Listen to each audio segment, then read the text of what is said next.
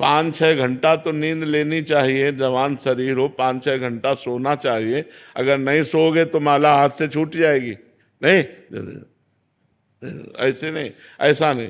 जब सोए तो सोने का जब समय दिया तो पूरा ईमानदारी से दिया, और इसके बाद जब भजन में बैठे तो डट के भजन में बैठे। फिर भजन में झपकी और ये सब वो नहीं, ऐसे थोड़ी भजन, कोई खिलवाड़ थोड़ी भजन ऐसे है। पूरा बचपन से लेकर जैसे भजन में तो ऐसे खिलवाड़ थोड़ी भजन है। तो जब नींद का हम समय दे देते हैं फिर हम आलस से नहीं करते। अगर हमें नींद आ रही, हम खड़े हो गए, हम ठंडा पानी मुंह पे मार लिया, हम कोई भी ऐसी चेष्टा करेंगे जिससे हमारी नींद गायब हो जाए और हमारा भजन चले। हमें प्रमाद स्थिति नहीं लानी, लेकिन 6 घंटे हमें समय देना है नींद को।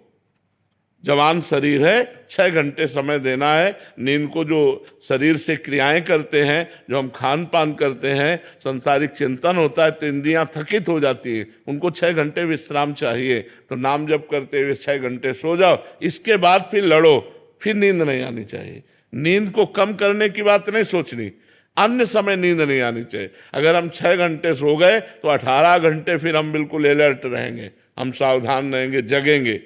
अगर हम 6 घंटे में कमी करते हैं तो 18 घंटे में वो नींद हमको डिस्टर्ब करेगी। तो हमें डिस्टर्ब ना हो, इसलिए 6 घंटे हम आराम से सो लेते हैं और फिर 18 घंटे हम अपनी क्रियाओं, नाम जप और सब साधन में लगते हैं। पर जी आप साधकों को बताते थे कि जब आप बाल अवस्था में तो आप अपनी चुटिया को झोंपड़ी के साथ बांध लेते थे।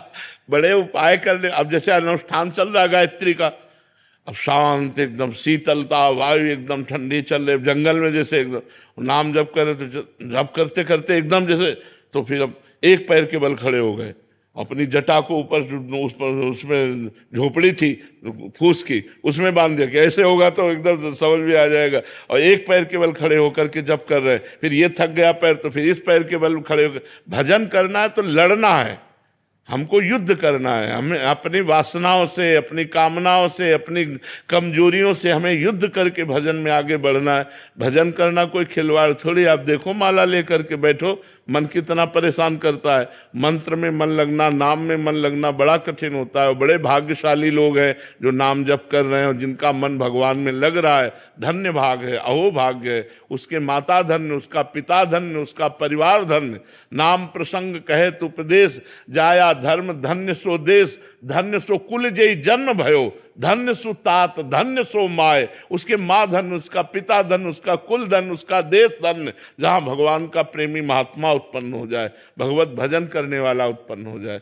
तो हमें नींद हटाने की नहीं सोचनी, हमें नींद पूरी करके नींद फिर ना आवे, ये बात हमें ध्यान रखनी है।